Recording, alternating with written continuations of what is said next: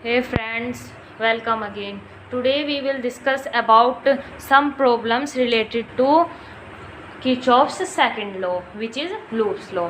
So मैंने आप लोगों को बताया था कि सेकंड लॉ जो है किरचॉफ का वो इस तरह के कॉम्प्लेक्स सर्किट को सॉल्व करने के लिए यूज़ किया जाता है। भाई दो या दो से ज़्यादा बैटरीज दे दी और अलग अलग आपको रेजिस्टेंसेस दे दिए, बोला बताओ इनमें करंट बताओ।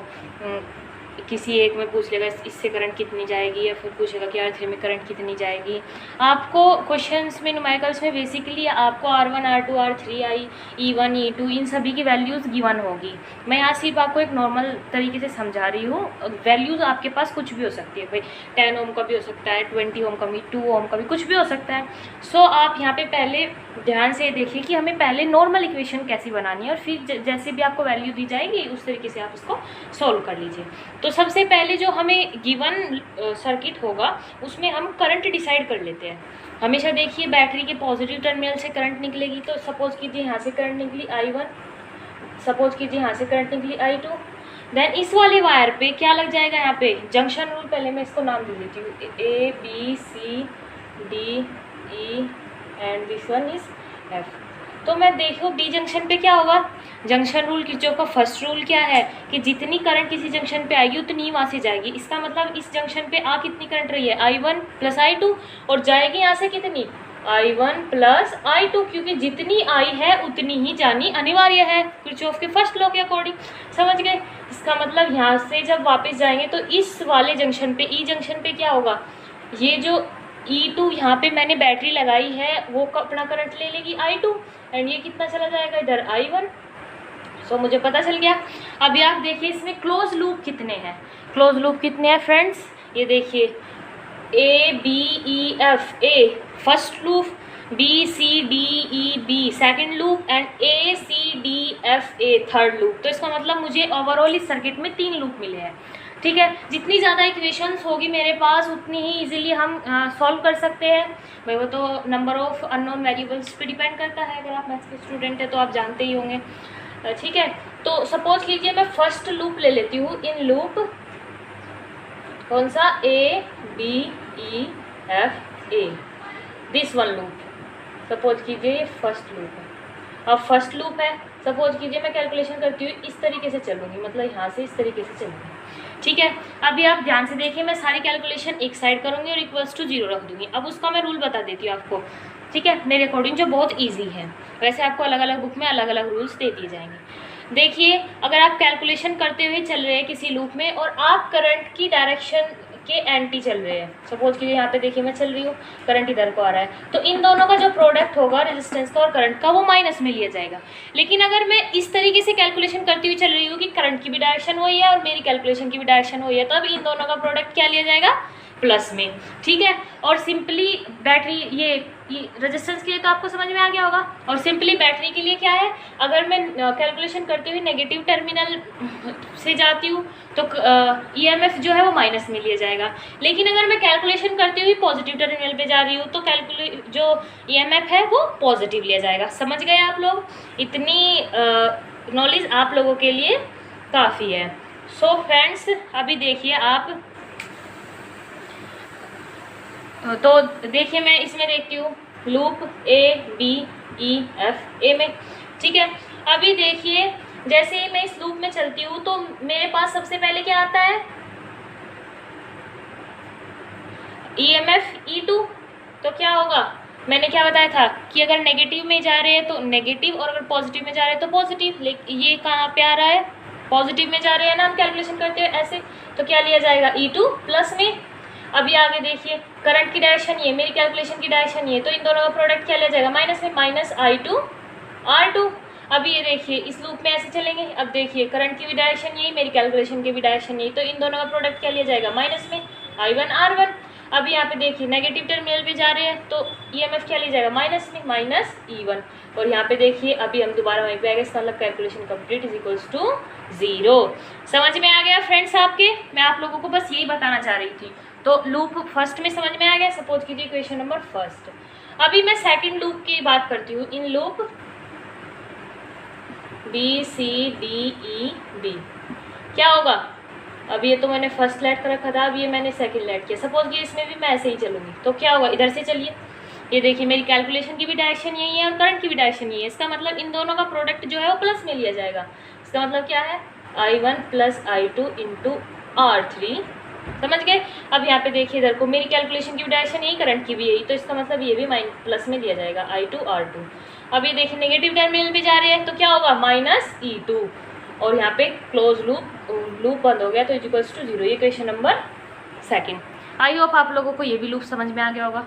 अब मैं थर्ड वन लूप की बात करती हूँ, इस वाले की ACDF की। तो अब की बार मैं किस लूप की बात करूँगी, थर्ड वाले की। तो लिख लेती हूँ इन लूप ACDFA। तो कैलकुलेशन स्टार्ट करते हैं। देखिए करंट ये रहा, मैं भी इधर को जा रही हूँ, करंट भी इधर को जा रहा है, तो मल्टीप्लाई की में ली जाएगी प्लस में I1 plus I2 into R3 plus, sorry अभी कैसे, अब ये देखिए मैं भी इधर को, करंट भी इधर को, इसका मतलब अब की बार प्लस प्लस I1 R1। अब देखिए नेगेटिव टर्मिनल पे जा रही है तो minus E1 is equals to 0। हो गया close loop, equation number third. तो इस तरीके से तीन लूप थी, तीनों की तीनों मैंने इक्वेशन सॉल्व कर निकाल ली है। अभी आप लोगों को इनकी वैल्यू दी जाएगी और वैल्यू पुट करके आप इस इक्वेशंस को सॉल्व कर सकते हैं। समझ गए। सारे के सारे जो क्वेश्चन है इससे रिलेटेड लगभग ऐसे ही सॉल्व होंगे। और अगर आपको फिर भी कोई क्वेश्चन में ऐसा डाउट आ रहा है तो आप मुझे कमेंट में बता सकते हैं, ठीक है। मैं उस क्वेश्चन पे अलग से वीडियो बनाऊंगी। मेरा बस यहाँ ये वीडियो बनाने का यही मकसद था कि आप लोगों को ये कैलकुलेशन इजीली समझ में आ जाए, थोड़े से टैक्ट पता चल जाए कि किस तरीके से हम इसको सॉल्व कर सकते हैं, इस कॉम्प्लेक्स सर्किट को। तो आई होप आप लोगों को ये कुछ ट्रिक्स जो मैंने बताई है वो समझ में आ गई होगी, ठीक है। अभी मैं आपको नेक्स्ट टॉपिक बताती हूँ विच इज़ व्हीटस्टोन ब्रिज, और जो इस चैप्टर का लास्ट टॉपिक है। सो फ्रेंड्स चलिए हम अपने नेक्स्ट टॉपिक पे चलते हैं। सो फ्रेंड्स आइए अब हम व्हीटस्टोन ब्रिज के बारे में समझ लेते हैं और इसके टॉपिक को अच्छी तरीके से रीड कर लेते हैं। तो यहाँ पे देखिए व्हीटस्टोन ब्रिज कुछ इस तरीके की अरेंजमेंट होती है। ये 4 रेजिस्टेंस की अरेंजमेंट होती है P, Q, R, S, जो इस तरीके से कनेक्टेड होते हैं जिस तरीके से कोई क्वाड्रिलेटरल हो और उसके हर साइड पे एक एक रेजिस्टेंस कनेक्टेड हो। इसका जो यूज़ है वो किसी एक अननोन रेजिस्टेंस को सॉल्व करने के लिए किया जाता है, जो कि इन तीनों में 3 तो नॉन होंगे और एक अननोन होगा, कोई भी एक अननोन होगा और एक और बचे हुए 3 नॉन होंगे। तो उन 3 नॉन की यूज़ करके हम जो अननोन है उसका रेजिस्टेंस निकाल सकते हैं, इसीलिए व्हीटस्टोन ब्रिज का यूज़ किया जाता है। अब इसका यूज़ किस लिए किया जाता है, देखिए बच्चों, जैसे ही मैं इसमें बैटरी ये स्विच जो है ये ऑन करती हूँ, इसमें करंट फ्लो होता है। जैसे इसमें करंट फ्लो होता है तो यहाँ पे जो है हम इसे बैलेंस करते हैं। इसकी बैलेंस कंडीशन क्या है, इसकी बैलेंस कंडीशन है कि जो ये वाला जो डिटेक्टर लगाया हुआ हमने, यहाँ पे माइक्रोफोन भी हो सकता है, यहाँ पे गैल्वेनोमीटर भी हो सकता है। गैल्वेनोमीटर की सुई जैसे ही आपको फ्लक्चुएशन करनी बंद कर दे, इसका मतलब वो बैलेंस कंडीशन आ गई है, ठीक है। तो यहाँ पे आप कि कुछ भी यूज़ कर सकते हैं, कोई भी एक डिटेक्टर। और इसका बैलेंस कंडीशन कब आएगी, इसकी बैलेंस कंडीशन तब आएगी जब यहाँ पे करंट जो होगा वो 0 होगा। समझ गए। सपोज कीजिए ये मेरा कोई गैल्वेनोमीटर लगाया है मैंने, यहाँ पे करंट आई I1, यहाँ पे करंट आई I2 सपोज कीजिए, तो यहाँ करंट आई वो IG।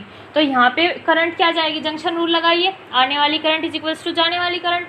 तो जाने वाली क्या हो जाएगी, ये एंड ये, और आने वाली ये, तो इसका मतलब ये क्या हो जाएगी I1 माइनस IG, और ये क्या हो जाएगी I2 and this one is I दोबारा से, ठीक है।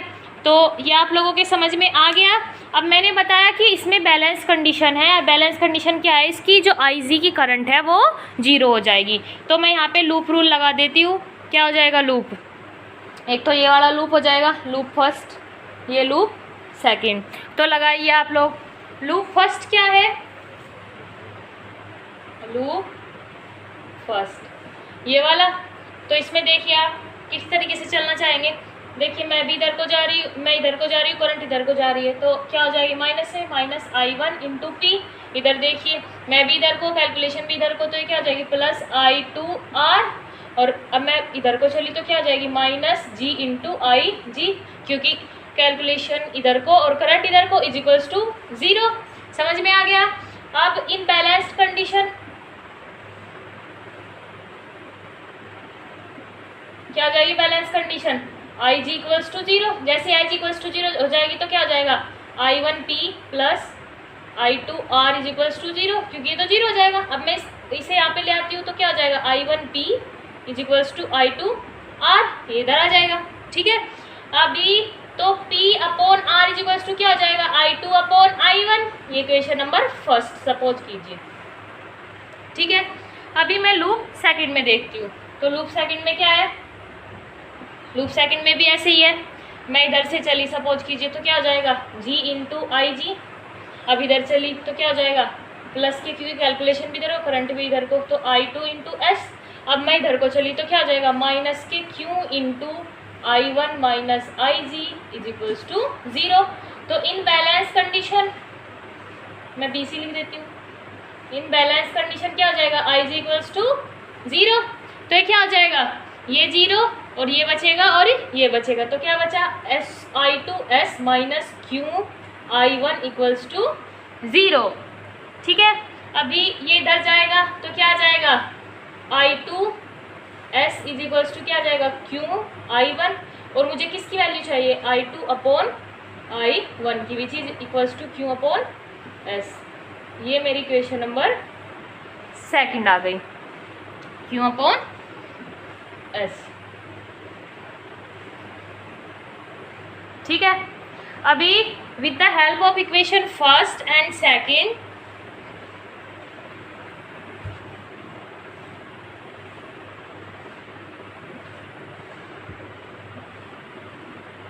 क्या आया मेरे पास, दोनों की हेल्प से P upon R is equals to किसके आया है, Q अपॉन S के। यही व्हीटस्टोन ब्रिज का की बैलेंस कंडीशन है। ठीक है, तो यहाँ पे लिख देंगे बाद में कि दिस इज बैलेंस्ड कंडीशन। इसके बाद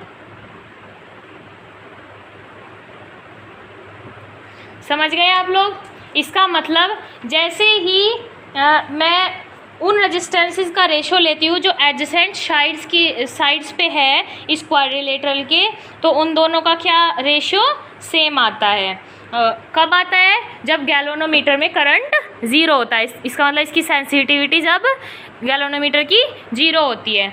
तो यही गाइस, यही आपका व्हीटस्टोन ब्रिज है। इस तरीके से अगर क्वेश्चन आएगा तो आप पहले उसकी बैलेंस कंडीशन लगाइए और फिर आप अगर जो आपको नोन है 3 रेजिस्टेंसेस, इस फॉर्मूले की हेल्प से आप चौथे का भी पता लगा सकते हैं।